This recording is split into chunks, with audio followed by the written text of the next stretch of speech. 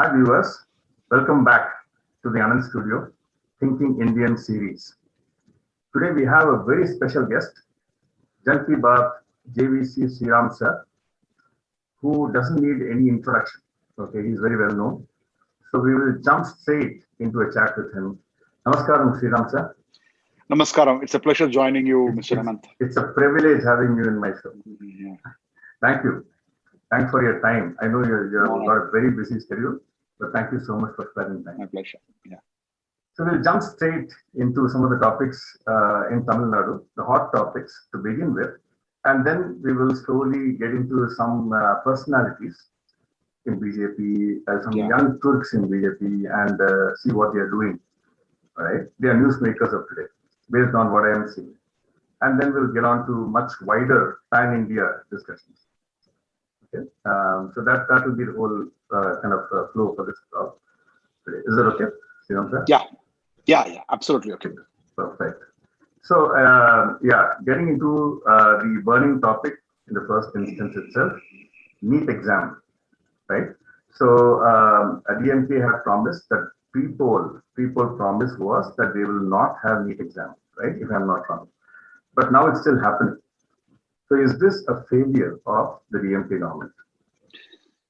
See, we need to look at it from a judicial perspective, from the political perspective.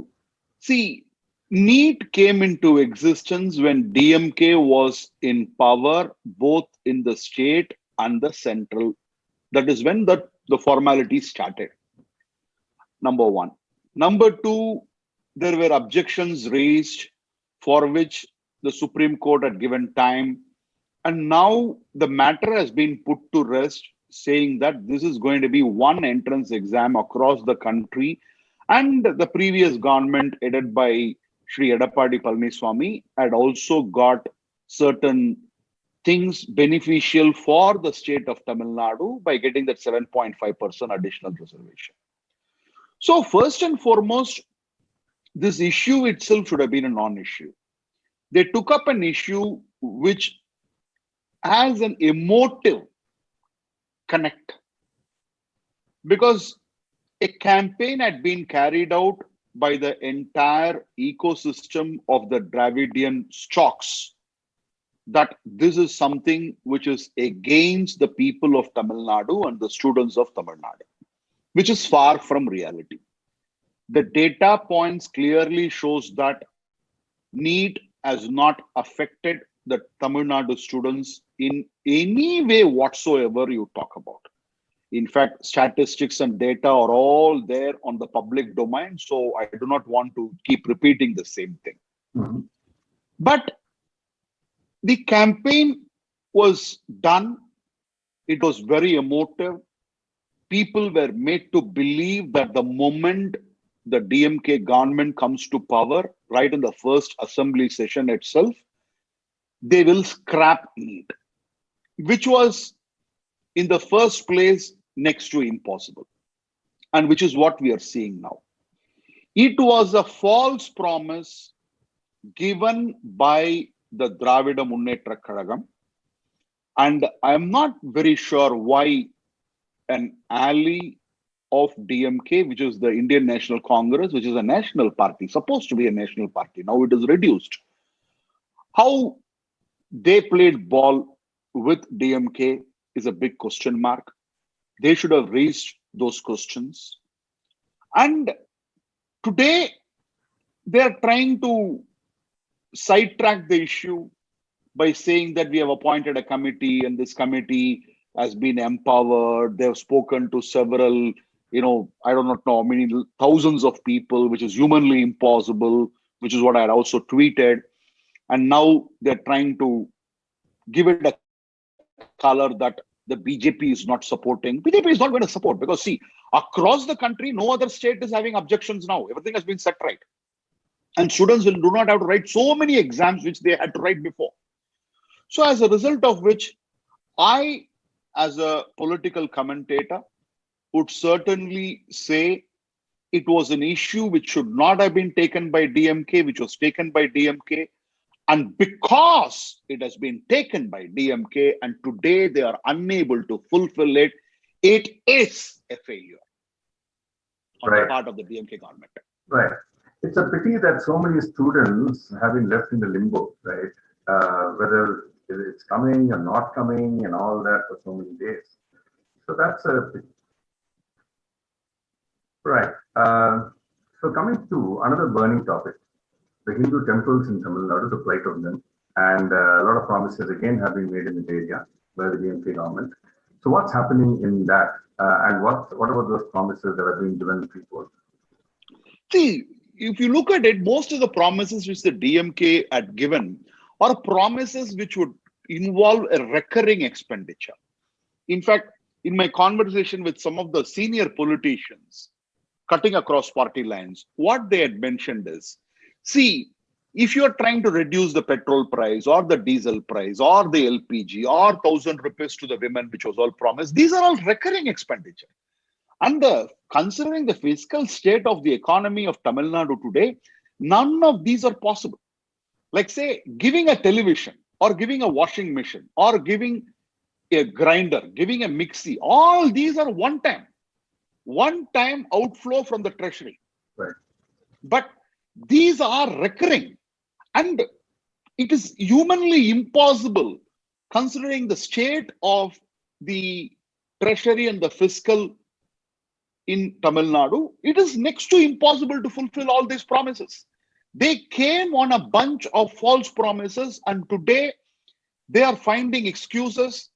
The finance minister of the state of Tamil Nadu, Honorable Shri Palanivel Tyagarajan, has the audacity to go and ask the media, did we give you the date? Mr. M.K. Stalin says that this will be done by LPG price reduction will happen by 100 rupees on the day of the birthday of the former Chief Minister of Tamil Nadu, Mr. Karunanidhi, June 3rd. June 3rd, 2021 has gone. Is he promising June 3rd, 2026? Would they have it in the manifesto saying that 2026 you elect us to power and then we will cut it? So none of these are actually possible.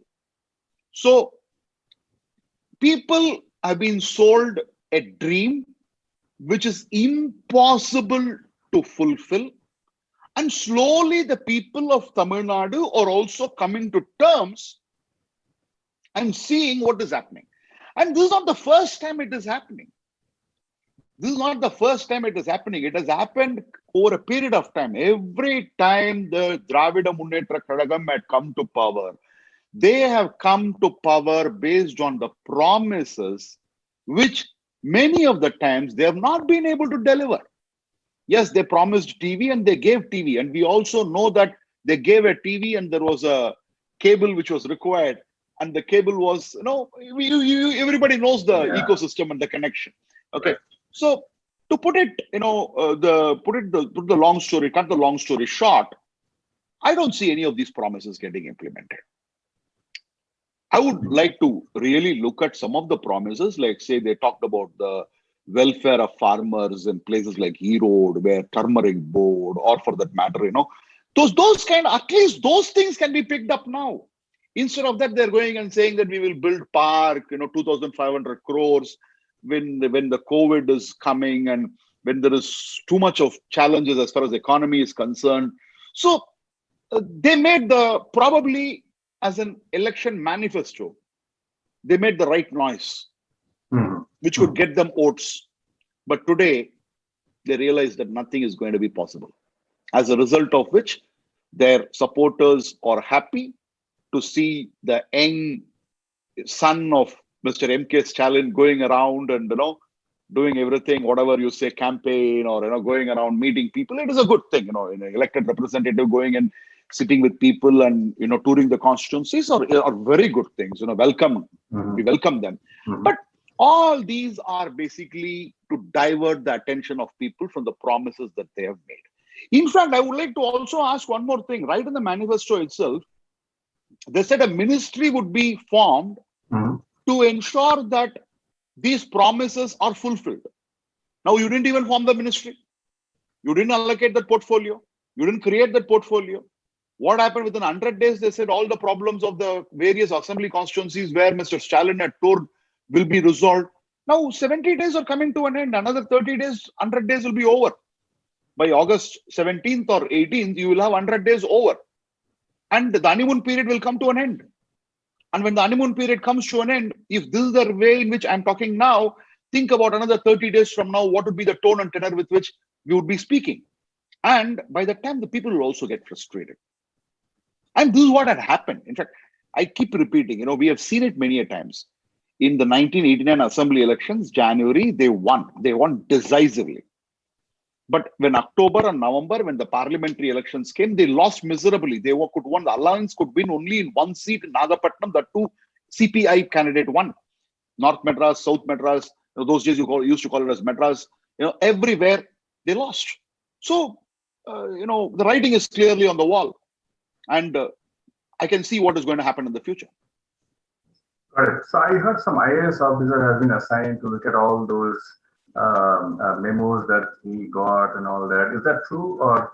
We have heard that the IAS officer has been appointed, but what was promised in the manifesto? See, at the end of the day, people go by what did you promise in the manifesto.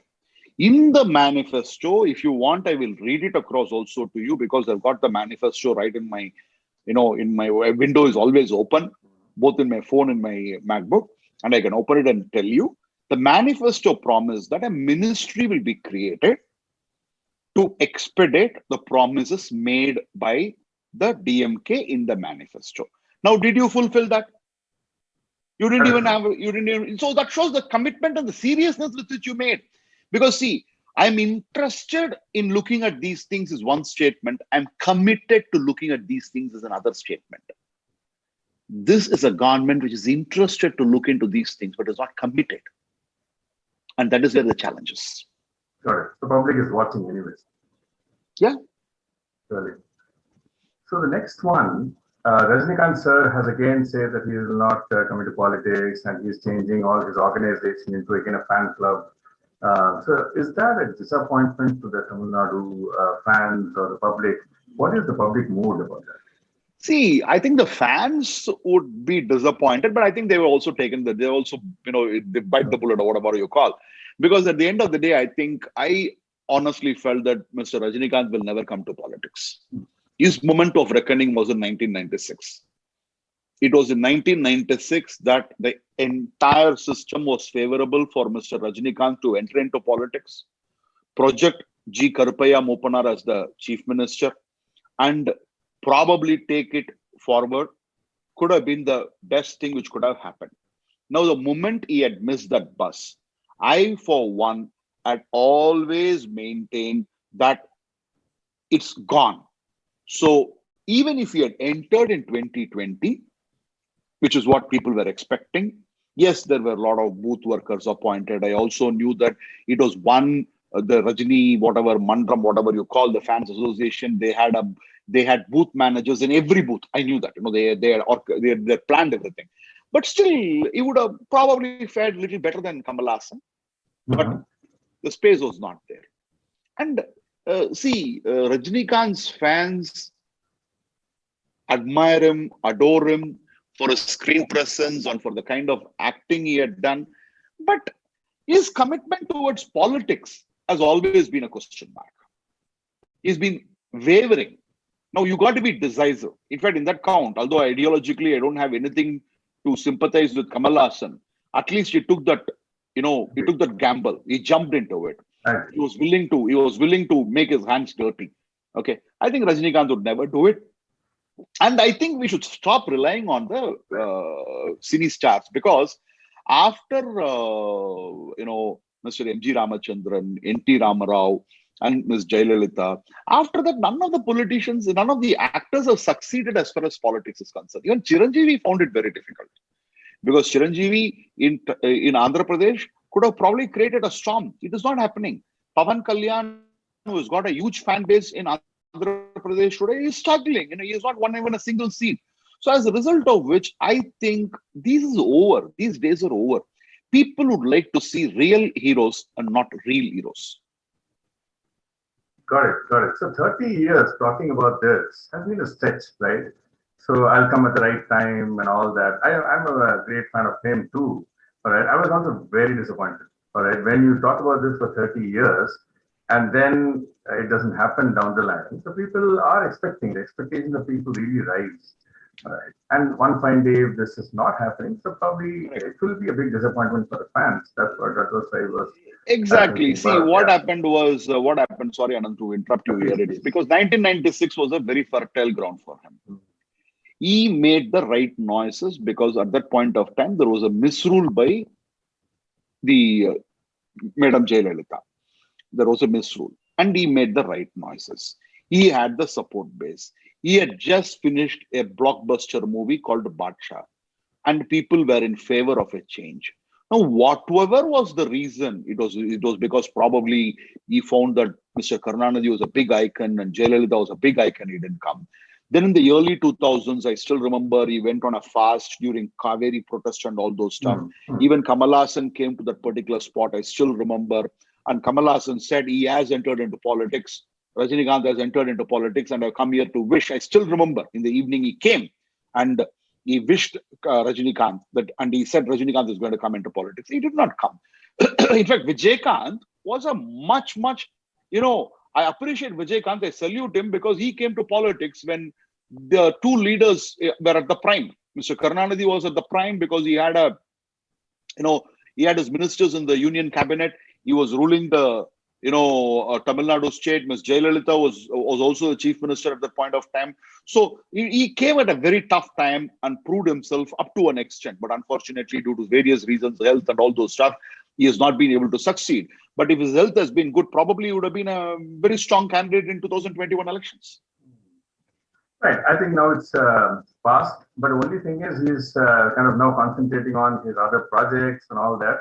So I'm not sure how those will run anymore. So let's see. Let's wait and watch on that front. Right, right.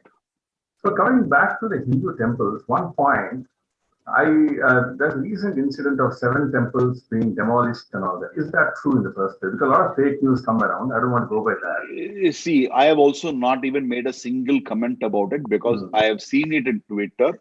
Okay. I have not got enough evidence or concrete evidence for it. And we do not have sufficient data because I do not talk. See, because if you have followed me, Yeah. Mr. Anand, That's right. I would always like to speak with fact, data, and stories. Okay. So if there is a story which is not backed by fact and data, I would not even get into it. Okay. So to my knowledge, I do not have enough authentic information to comment on that, as a result of which I'm waiting. If it had happened, it is extremely unfortunate. I really wish it did not happen. And if it had not happened and somebody had tweeted those things, I think they must be punished for propagating fake news. I'm very clear on that particular. Right, right. That's why I also did not react to it. I didn't forward it and all that because we have to be quite responsible anyway. Nowadays, it's all about fake news moving around and all that Correct, stuff. So. correct. Right. So coming to, based on my opinion, right, there are 3 young leaders in BJP who I think BJP is grooming to become potential chief ministers of tomorrow. Okay. The 3 names are Annamalai sir, Tejasvi Surya sir, and Scindia. Yeah. So these 3 guys are, I think, really shining as the young Turks of BJP. And they are being positioned in that manner or groomed in that manner is what I see. You know better. So we'll start with each one of them one by one and talk about what they have been doing. Okay, and your thoughts on each one of them. All right. So starting with Annamalai sir. So now he has become the president of Tamil Nadu BJP. So he has got an uphill task ahead of him. He will definitely put his 100% efforts because he is known for that. Okay, everybody knows. There are a lot of news around him. Everybody knows what kind of person he is, his background, his academics, and his achievements and all that. So, what challenges do you think are ahead of him? The key challenges for him. See, I think I've spoken about it enough and more in various forums. As far as Mr. Annamalai is concerned, it's a great investment which the BJP has made. It's a great decision which the BJP has made. And I reiterate time and again, I've reiterated it time and again, and I reiterate now also. It was not just the BJP's choice. It was not just the BJP party workers' choice. It was also people's choice. People also, and people, there is a hunger for a talented, competent leader who comes from the grassroots. That's the reason why you even saw support for Mr. Edappadi Palaniswamy, because he came from grassroots. Okay. So now there is a yearning for that.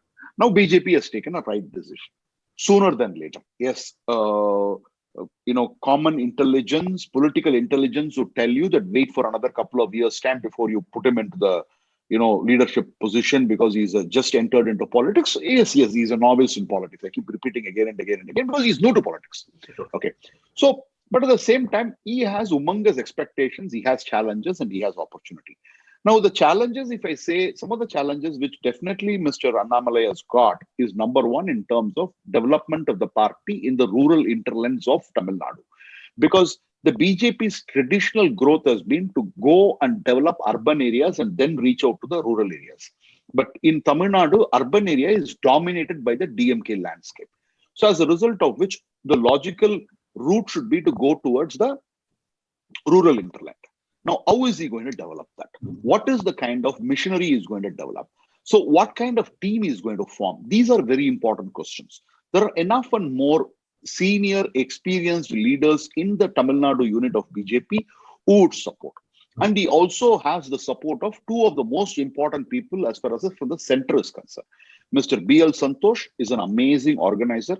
Mr. C.T. Ravi has done a humongous work as far as Tamil Nadu is concerned, and both of them would stand like a rock of Gibraltar for him.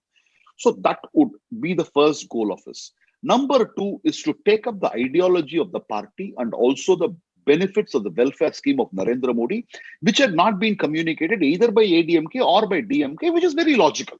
See, let us all understand one thing. At the end of the day, it is politics. Every party is trying to play politics and is trying to play to its gallery. So as a result of which, you can't blame that why ADMK did not do, why DMK did not do. No, they will not do. They are not going to do any favor for you. Okay, Jal Jeevan, lakhs and lakhs of people will get tap connection, but Mr. Stalin and DMK would put it across their sticker, they would put their name. And that's the way politics is played. That's the hard reality of politics. And BJP should be ready to play that kind of politics, which I'm seeing that they're going to play very, very aggressive politics. They need to bring in a lot of articulate speakers. Okay, because nook and corner, they will have to go, they will have to train their manpower, they will have to get the entire thing done. And social engineering is something which I'm sure they would be doing it. Now, apart from this, there is a lot of fake narrative which has gone into. Okay, as far as BJP is concerned, it has been projected. See, the ecosystem of the DMK. When I say ecosystem, the DK, the Vidudalai Siruthaigal, okay, your communist elements, and also your DMK itself, and then the Karupur Kuttam, entire big and actors, because they've got support from everywhere. They've got support from media, they've got support from Collywood, they've got support from poets, they've got linguists, and they will have support from every corner. So a lie has been told thousands of times and it has become a truth. Like, go back Modi, Hindi Teriyadra Poda. Okay. So Hindi, they are trying to push Hindi into us, a Brahminical party. So a lot of narratives had been set for a long time. Now, Mr. Annamalai will have to put an earnest effort in order to break this narrative and tell people the reality and truth. It is not going to be easy because, see, at the end of the day, Anand, let's also understand, I've always believed in the statement, reality is never a reality. It is the perception which is the reality. Right. I repeat, reality is never a reality. It is the perception which is the reality. Narratives are based on perceptions. As a result of which, the most important work which the Tamil Nadu unit of BJP, the right-wingers, the people who are sympathizing with the nationalistic politics will have an important role. When I say, I'm not only saying the party, it is also people like us who are doing this YouTube, because somewhere or other we have certain nationalistic pride and we are leaning towards the right wing. So we have an humongous responsibility in trying to break this fake narratives. At the same time, I also see a lot of opportunities because a lot of promises which the DMK has given, they will not be able to fulfill it. Now we are seeing it already. Okay, and day by day it is going to get even worse only. As a result of which, every opportunity would have to be taken up. And then we will have to see how it goes. So as far as I'm concerned, I would look at it in terms of, I look at it from a marketing background, because I come from marketing consulting. So I would say it is all about the width and the depth. So width is basically your presence across Tamil Nadu, and the depth is the penetration you go inside each and every village. Now you will have to take this ideology. Ideology is what? Ideology is party, nation first, party next, individual last. Now, which is exact opposite of what the DMK is talking about. The next ideology is sabka saath, sabka vikas, sabka vishwas.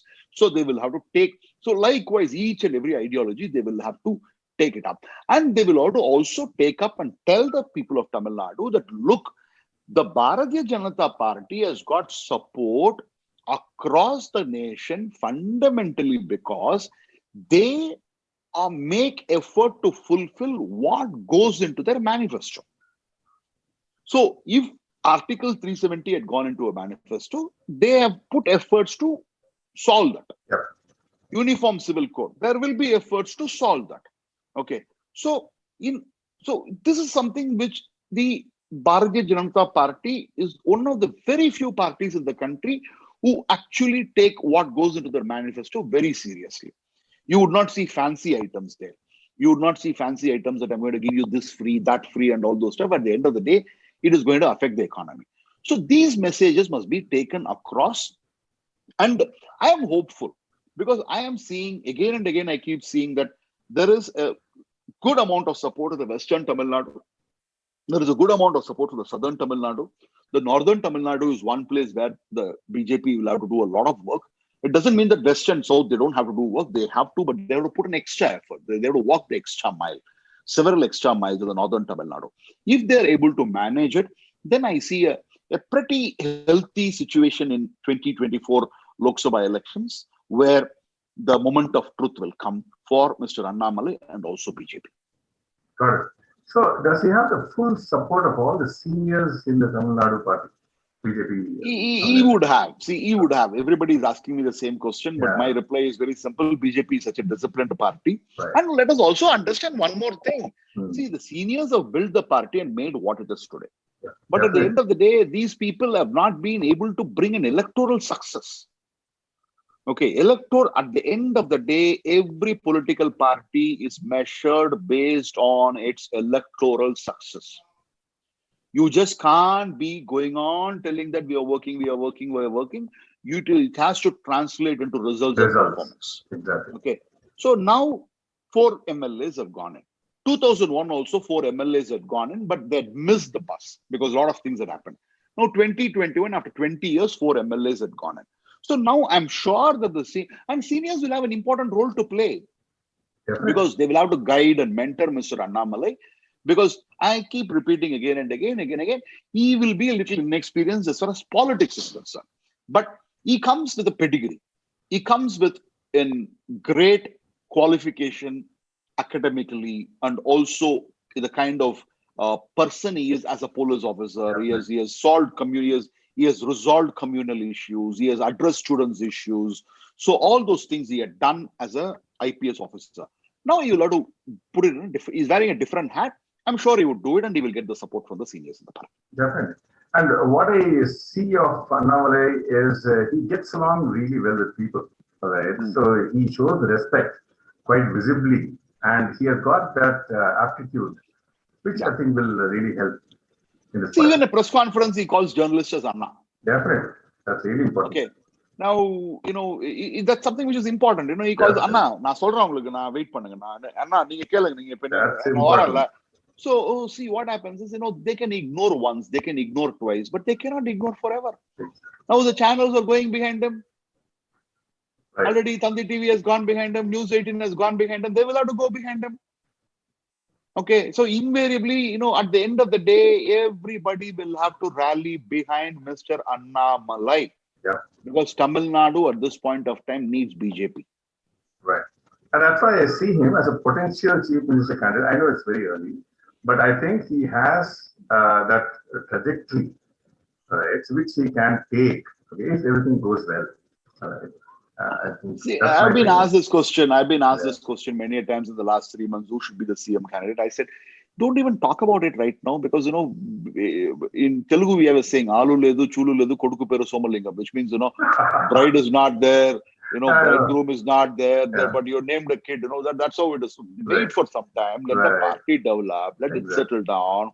There is enough and more time. Even in 2017 UP elections, Mr. Yogi was not declared as the candidate. After winning, it took 1 week for them to decide who is going to be the right person to be the chief minister, and they named Mr. Yogi Adityanath. So, Definitely. party is a disciplined party. It has got its own methods. This is not like Dravida Munnetra Kazhagam, where the seat is ready, the cabin is ready, the nameplate is ready, just that the person has to occupy. Right. Okay. So, it is not a party of that kind. Makes total sense. So coming to Tejasvi Surya, I think he has really kind of stood out of the crowd, all right? And he wants to really take on accountability. And the report card that he had shared on Twitter and other social media platforms is a testament to that. He really wants to tell people, this is what I'm trying to do. And that's a unique thing from a politician. We are not seeing in ages. What do you think about him? See, as far as Tejasvi is concerned, I think he was picked up at the right time by Mr. Narendra Modi. I still remember, I watched that particular clipping, Tejasvi, you're going to be the Bangalore South, under the kind of reactions which came in March 2019. I remember those moments, till that point of time, I was a young boy, not known to many people. Right. Even I do not know how many of you have seen it or not, probably sometime in the middle of 2020, I had tweeted, I may be actually trolled for this. I had actually tweeted, went on Facebook and put that one day you're going to see Tejasvi Surya as the Prime Minister of this country. Right. In the middle of 2020, I mentioned it. Because, see, it's a kind of a long-term investment. I'm not saying that he'll become the Prime Minister, but I'm saying he's the Prime Minister. If you work, go on like this, God knows, in another 30, 40 years, you don't know. And he's smart. He's smart. He's doing the right things. He's smart. He's a lawyer by profession. He's articulate. Yeah. Okay. He has got the nationalism. He has got the, the right. I call it as, because I always say that, politics, whether you like it or not, the culture is very important. So, Desiyavadam, Devigam. Both he has got. Nationalism, right, and also the divinity. Both are there. So, that should take him places. Definitely. So, Jyotiraditya Scindia. So now he is the MOS civil aviation, if I'm not wrong. Right. So he is also not MOS. He's a union minister. He's a cabinet minister. All right. Yeah, I stand corrected. So he is also one of those guys who really works hard and wants to prove to the public that he will achieve the results. And in MP, I find him as a very important player down the line, just similarly to Tejasvi Surya in Karnataka and Annamalai in Tamil Nadu. So all these guys are now getting groomed in the party and will be very potential players of tomorrow. Yeah. So what do you think about Mr. Scindia? See, I would wait and watch as far as Jyotiraditya Scindia is concerned. He has become a cabinet minister at this point in time. Again, his pedigree is something which suits with the BJP and the RSS culture, because his grandmother was a founding member of Bharatiya Janata Party. She was from the Jansangh days, Rajmata. And then his father was also with BJP, and later he went to Congress Party. In fact, I do not know how many of us know it or not. He first contested on a BJP ticket, independent, backed by BJP, and won Madhavrao Scindia before he went to Congress. His aunt has already been a former chief minister of Rajasthan. So, as a result of which, I don't see any challenges. But is he becoming accessible? Is he accessible to the people? What is the kind of attitude that he shows after having become the union minister? All these are important things to be watched. I'm not trying to be pessimistic here. I would like to, before I cast any kind of statement or judgment on Mr. Jyotiraditya Scindia, I would like to wait and watch. Okay. Fundamentally, because there have been reports that earlier in Congress, because the Congress culture is different, BJP culture is different. Maharaja here and all those stuff, that kind of things we have heard. Right. Okay. So, and which is not something which is a BJP's language. Okay. It's not BJP's language. Right. So as a result of it, just watch those things. He's an asset, definitely. It is one of the reasons why today Mr. Shivraj Singh Chauhan is the Chief Minister of Madhya Pradesh. Jyotiraditya Scindia played a very important role. There is absolutely no doubt about that. But before we say yes or no, I'm neither making a statement that Jyotiraditya Scindia will not become, nor I would say that he is becoming. He has been given an opportunity. Let's wait and watch. Perfect. So before we move on, I also want to talk about a couple of guys in Congress who are quite talented, like Sachin Pilot, Milind Deora, and all these kind of guys. The only challenge that I see is they are not used to their potential. What do you think about that? See, at some stage, because Jiten Prasada has come to BJP now. Right. Sachin Pilot and Milind Deora will have to bite the bullet at some stage and cross over to this side, because they are talented, they are young, they are energetic, they have a good future. Yeah. But being in Congress, I do not know when the Congress is going to get revived, because they had been a self-destructive mode. Yeah. Because in Punjab, Mr. Captain Amrinder Singh is the one who won you an election in spite of all the genocide and problems you created for Sikhs. He's still winning. I've been to Punjab. I've been on a ground reality and seen. Mm-hmm. So you're in a self-destructive mode again. So as a result of which, in a party of that kind, which is cut off from the grassroots, now it is extremely difficult for even talented people to survive. So sooner they realize it, better it is, or they will find themselves, their talent is getting wasted. Forgotten also at the same time. Yeah. All right. So Prashant Kishore, what is he up to now? Is it third front, or is it joining Congress and so much of news happening around him? What do you think about that? See, he has gone on record saying that Congress is a product which cannot be sold so easily. After the Bengal elections were over and DMK elections, the Tamil Nadu elections were over, he went on record in TV channels that I have to have a good product to sell, and I don't have a good product in Congress, which is true. So I think he's trying to measure things up, because we also seen him as a politically he has been a failure. Why do I make a statement of that kind? He joined Janata Dal United. Nitish Kumar gave him a very respectable position. He was the vice president of the party. And then he came out of the party. And as a political strategist, he has had his moment of success. He has had his moment of glory. But at the same time, he had been overrated also. I do not know. That is what many people also say, that he's overrated. Okay, he picked up, parties which probably were on the upswing. Say, I don't see any reason why a YSR Jagan would require Prashant Kishore to win an AP election. It was on his platter anyway. Chandrababu Naidu had created so much of, nonsense over there that was available. I'm sure that yes, as far as West Bengal is concerned, he had put in an effort. It was evident. As far as Tamil Nadu is concerned, I don't know. I don't even know why Stalin had to choose Prashant Kishore, but he wanted to ensure that everything is covered. He didn't want any gap to be there. He didn't succeed in Uttar Pradesh election. Right. If I'm right, he was a consultant for Samajwadi Party and Congress in 2017. He didn't succeed. The 2-boy cycle stuff. Yeah, exactly. So now I think he's also measuring things, looking at how things move, what's happening, and then he will take a plunge. Okay. Now, what sort of a plunge he is going to take? Being a political strategist is different. Becoming a politician is different. These are two different cups of tea. You can be a great consultant, but if you're asked to run a company as a CEO, you may fail miserably. We have seen several consultants do that. Okay. So if you're a consultant, it is a different game altogether.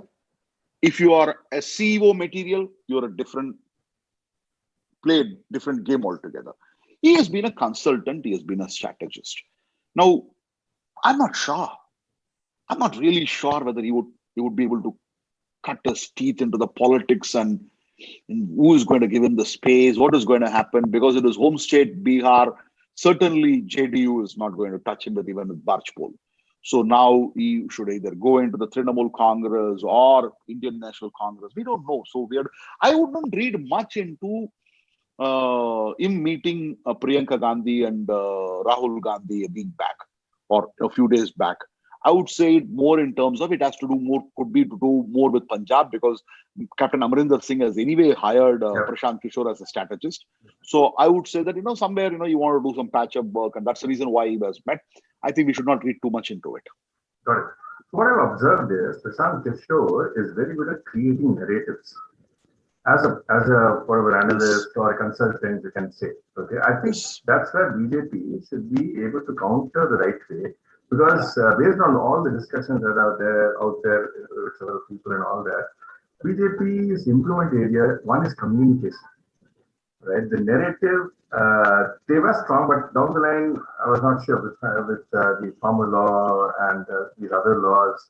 Okay, what kind of communication is going to the ground? Okay, so I think that's where BJP has to really counter that the right way this time around, because he's very good at creating narratives for parties that he is working with. Correct. I think BJP has been unfortunate in the sense that we are missing Arun Jaitley. Okay, because the kind of, it's not just a narrative, it's a kind of communication which he used to have. The flair with which he can communicate in multiple languages, both English and Hindi. Right. And the way these communication would be so crystal clear, Yeah. and it will not be combative, that the other side will have to sit up and listen. Right. Now, and that helps, that flow. See, it's about the thought process. Okay, it's about the thought process, because when you have a person of that kind having that kind of thought process, it becomes easier for the people who have to set those narratives and communicate, go and do it. Now, if you ask me, are we missing, any leader badly now? The number one is Arun Jaitley. He's been a phenomenal communicator.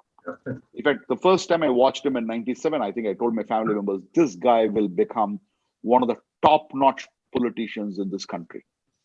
Okay, if not the prime minister, because he and Pramod Mahajan were as young people, were setting the house on fire without being aggressive, without being aggressive, without being combative, without picking up a street fight. Very, very, So we need. I'm sure BJP will get those kind of people who would set that narratives, and BJP is known for it. Either it was in 2014, or it was in 2017, or it was in 2019. Let's not forget that BJP had won some of the amazing states where the left bastion called Tripura was won by BJP.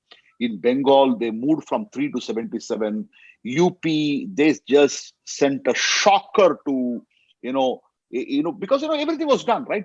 Samajwadi Party, Congress came together, beaten. Samajwadi Party and BSP came together, beaten. Now, what more you can ask for? What more you can ask for? And you have a government in a place like Rajasthan where there is an anti-incumbency, and still the party does well. It is not that it has been thrown out. Madhya Pradesh, it had done well. Popular vote it had got, in spite of having been in power for 15 years. Gujarat, they're doing still well. In Maharashtra, they became the single largest party. Right. And after having conceded so many seats to Shiv Sena, which was very, very on the higher side. Okay, they're coming up big in Telangana. In Karnataka, they came first. Single largest party. They had to bring all the kind of things had to be done to put Mr. Kumaraswamy as the chief minister, who cried that it was a bed of thorns for him. So I think the media, the right wing, the so-called ultra-nationalist, I wouldn't call nationalist, ultra-nationalist, they do not understand the kind of effort which the BJP as a party is putting in. And you have one of the, at the end of the day, you still have a prime minister whose popularity is extremely high. Yeah. 66% is not a small thing. And amid COVID and all those stuff, he had got 66%. That was what is the, popularity highest anywhere in the world. So I think we are trying to discount a lot of good things which the BJP is doing. Yes, there have been some things like farm protests and all those stuff where the narrative was set by the opposition or some farmers. But let us also understand one of the greatest strengths of Mr. Modi has also been his silence. Hmm. He knows when to be silent and he knows when to speak, and he knows, because the greatest strength of a communicator is to know when not to speak. Well said. In hindsight, we will all know this is how it is. Okay, fine, because that's what I've realized, because I think with our very what do I say, with our limited judgment, we make a lot of statements which I feel are unwarranted. And I'm sure, yes, Prashant Kishore did make some big statements, like whatever you call that, Kelo, whatever it is in Kelaobe, Hmm. or Kavali Jagan, Ravali Jagan, or for that matter, Vidial, all those stuff. But, narratives are good enough, but I'm sure that BJP will also come out of the counter narratives. Got it. Got it. So one thing about BJP have promised that they will really go after people who are corrupt, right? So we, in 7+ years, we have not seen a very important name who is out on bail or whatever brought to books, right? So we are not seeing that happening. What do you think about that? See, after 2014 elections, when Congress was reduced to 44 seats, I remember Harish Salve's interview.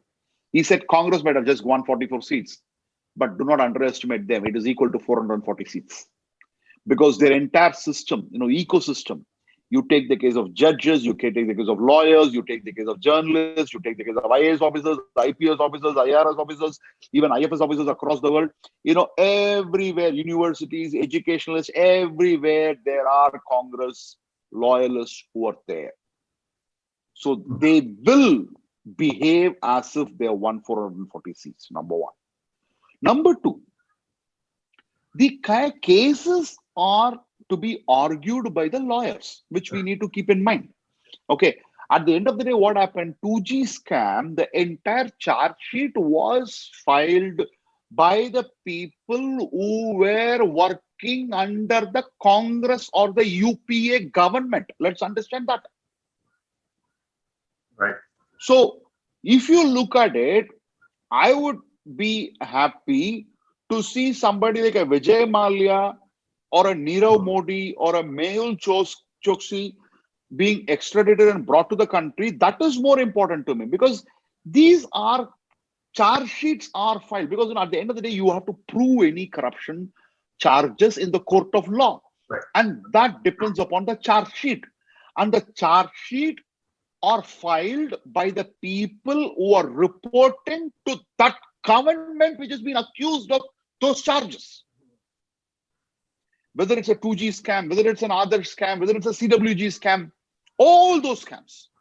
Because immediately somebody will jump and say, Sriram, you're supporting BJP. It's not about supporting BJP. This is the truth of the matter. Mr. Raja was a minister in the UPA government. And it was the UPA government which had to file those charge sheets. Am I right? Right. Am I right? I'm not a lawyer. Okay. So that is where the challenge is. That is where the issue is. So as a result of which, unfortunately, the law of our land takes its own sweet time. Hmm.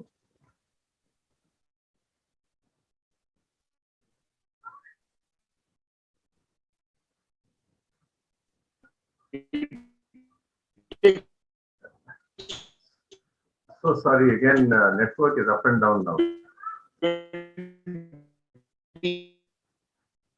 Hello?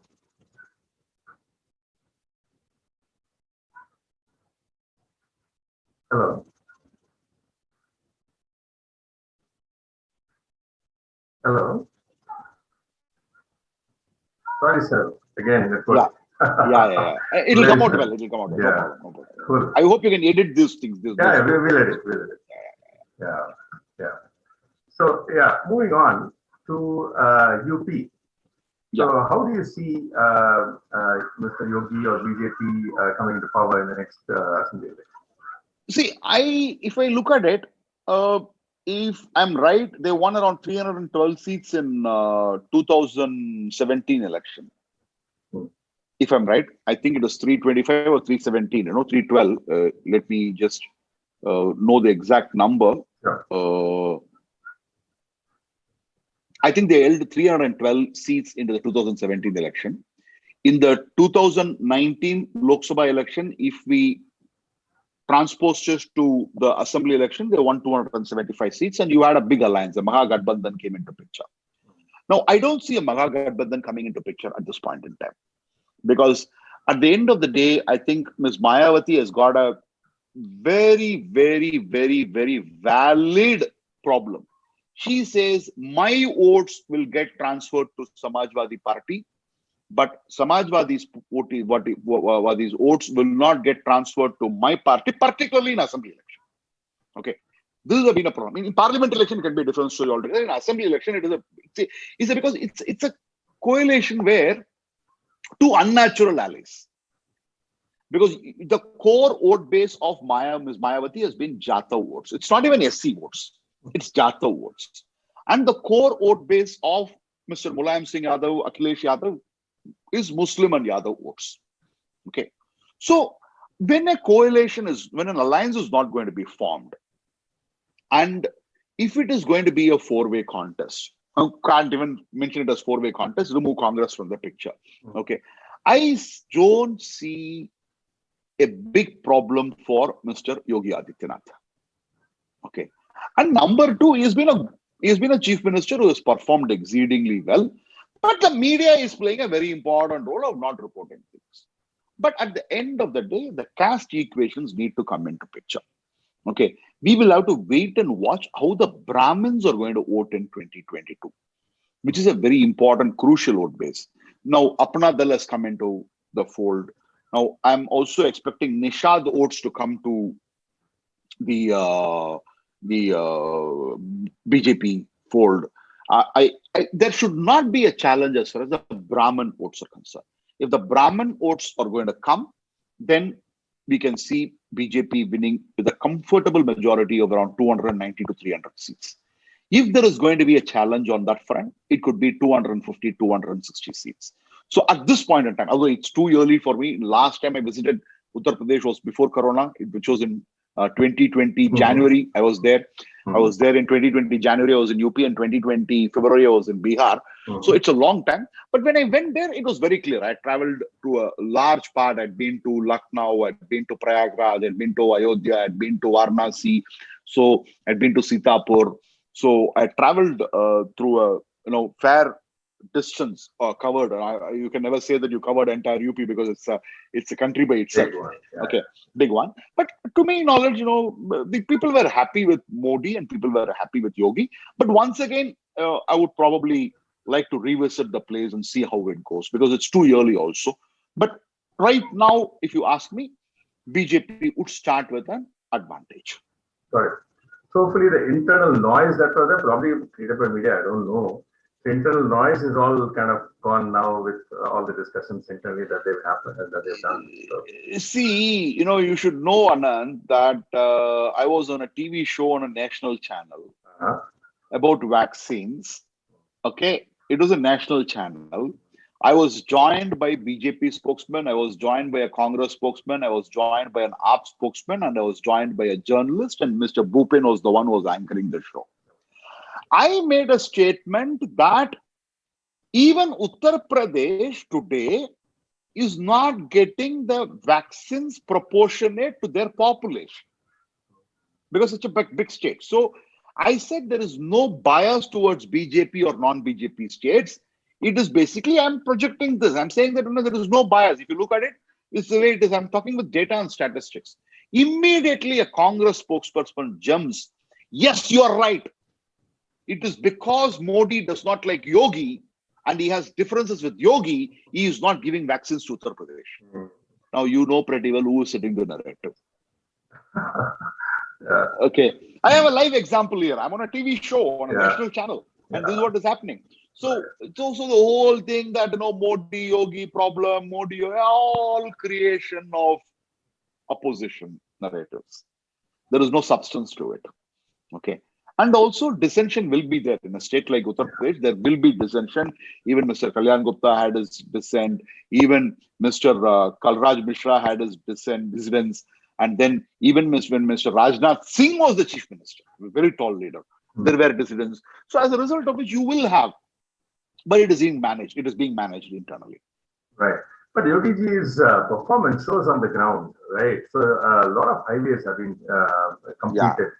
Okay, in one show I was looking at that. So a lot of highways. Then law and order situation is much better based on what people are saying there. So these are topmost things where it was a big problem earlier, right? Several years I could back. travel. I don't travel late in the night, but I could travel up to 10:30, 11 o'clock in UP. I traveled everywhere by car only. From keeping Lucknow as the base, I traveled to various parts. The law and order was good. It was safe. The roads were fantastic. The administration was good enough. And I had visited UP before. To be precise, I had visited UP in 2007, 2008, and then somewhere in 2011, 13 and all I had visited. That Uttar Pradesh and the Uttar Pradesh which I visited in 2020 are not the same. Trust me, Lucknow itself is transforming into a great city. It's transforming itself into a great city. You must see the kind of people talking about Prayagraj. They talked about the kind of arrangements he had made just before the Kumbh, which happened a few years back. And you must see the auto drivers, the e-rickshaw. It's not auto drivers, it's the e-rickshaw drivers, because I keep speaking to all those kind of people, and they were all unanimous in their opinion that it is a very good government which is in place. So there is absolutely no doubt about that. It's just that the media does not want to cover it, does not want to show it, but that doesn't mean that you can hide from the reality for long. Got it. Let's see what comes up. So what is Congress doing in Punjab? Even Prashant Kishore can't do anything as a consultant if this goes on, right? So they are kind of acting as a big team of BJP, which I tweeted some time back, in different states. Right? So as I told you, they're in a path of self-destruction. In fact, I was privy to a conversation in Delhi a couple of weeks back when I had traveled, and I was in an informal discussion with few people, and I was sitting with one of the social media conveners of BJP in Punjab, and I happened to have dinner with him and was speaking to him, and I told him, why don't you bring Amarinder this side? He said, that's what we are also thinking, because the kind of problem which is there, because Amarinder is a tall leader. I don't know whether he will come or not. But the point is, see, this is where the problem with Congress is. They do not want to let a regional leader grow because they feel that he will outgrow Rahul and Priyanka Gandhi. Now, this is where the challenge is. And because in certain states, the Congress is not even in the reckoning, it is all fine. Wherever the Congress is in the reckoning, it becomes a bigger problem. Or you must be somebody like an Ashok Gehlot, who's absolutely is a subordinated himself to the family. Now, then you can survive. Otherwise, it's very difficult to survive. Otherwise, somebody like Jyotiraditta Scindia, why would he leave Congress? Okay, he would not leave Congress. Okay, he's left because of that. So it's I wish, because see, at the end of the day, let me make a statement in your channel now. I would prefer to see Congress coming back to power in Punjab rather than seeing AAP coming to power in Punjab. Aam Aadmi Party coming to power in Punjab could be a danger, could be an alarm signal, because there are elements of Khalistani inside Aam Aadmi Party. There are separatist elements who have occupied the Aam Aadmi Party. Okay, so right now you have Congress, you have Akali Dal BSP, and you have Aam Aadmi Party, and you have BJP. And we all know pretty well that BJP has got a marginal presence in Punjab. Okay, so there is no point in saying that, no, it is great. As a political analyst and commentator, BJP has, it has nothing to lose. Whatever it gains, That's it in Punjab. Yep. Okay, now Akali Dal is fighting for a survival game, because I have my sources in Punjab who tell me that on the ground, the reality is Akali Dal is fighting to win important seats and is not fighting this election to win. at this point in time. Hmm. At this point in time, this is the narrative which I'm getting from some of the very top sources who are close to Badal. Okay, this is an information I have. Now, because that is the reason why they want to bring BSP also, because if they can add some SC votes into that, it will be a good kidding. Now, Aam Aadmi Party is becoming a force fundamentally because even now there are pro-Khalistan elements in Punjab.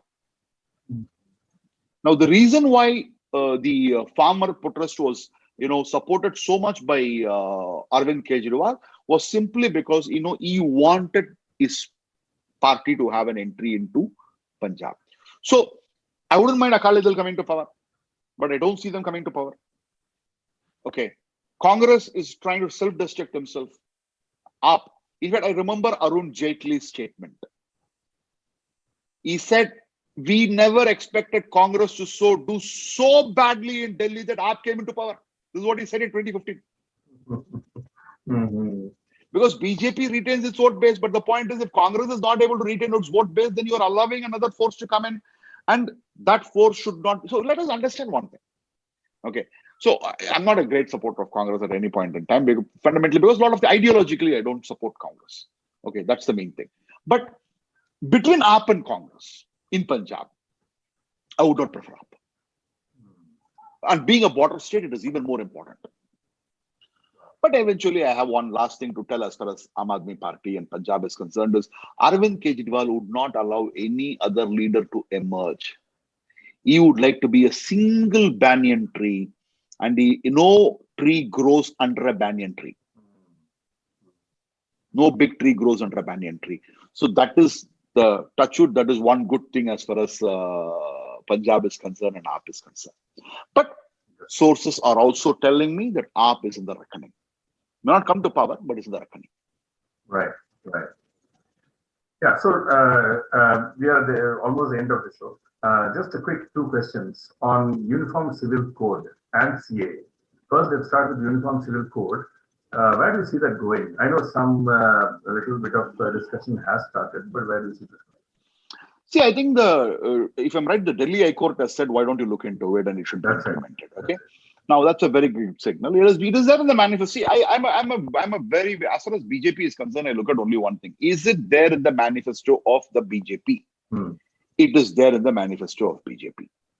If it is there in the manifesto of BJP, it is not the question of will it happen or not. It is a question of when it will happen. I repeat, if something has gone inside the manifesto of BJP, it is not the question of will it happen or not. It is a question of when it will happen. So it is a question of time. Will it happen in this session of Parliament? I don't know. Will it happen in the next session of Parliament? I don't know. But will it happen? It would happen. Will it happen before 2024 election? There is a very, very, very, very bright chances for it to come through before the 2024 Lok Sabha elections. And we'll have to also see the Rajya Sabha numbers and how the support is going to pan out and all those stuff. If they have the numbers on the table, because they would like this bill to go through or the court to go through and without any hassles. And for that, they'll have to manage the numbers in Lok Sabha and Rajya Sabha, and the new cabinet has come. And I'm not sure whether they will do it this session or the next session, but it will happen. Got it. So finally, the CAA, right?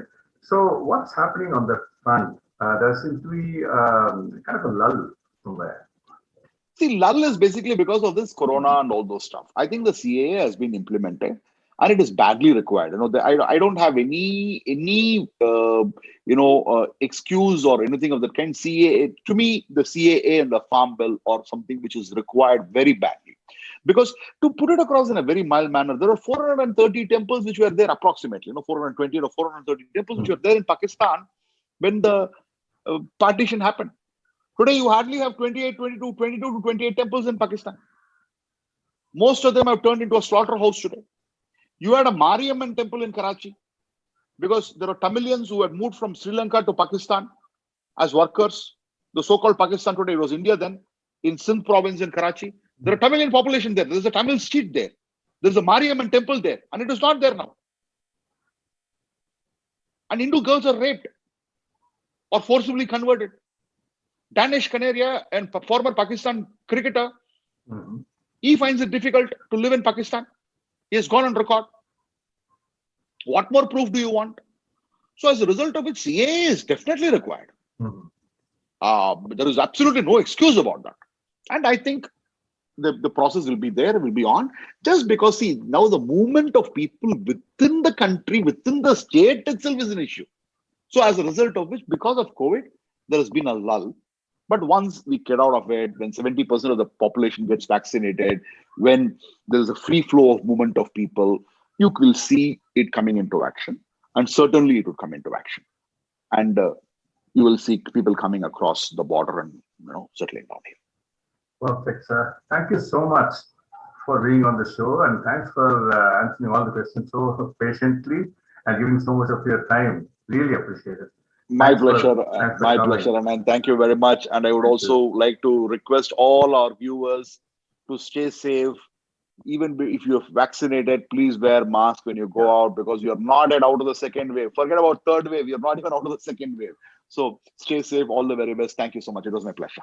Thank you, Mr. Sriram. And yeah, thinking Indian is Yeah, yeah. that's very important. We all have to be thinking Indians.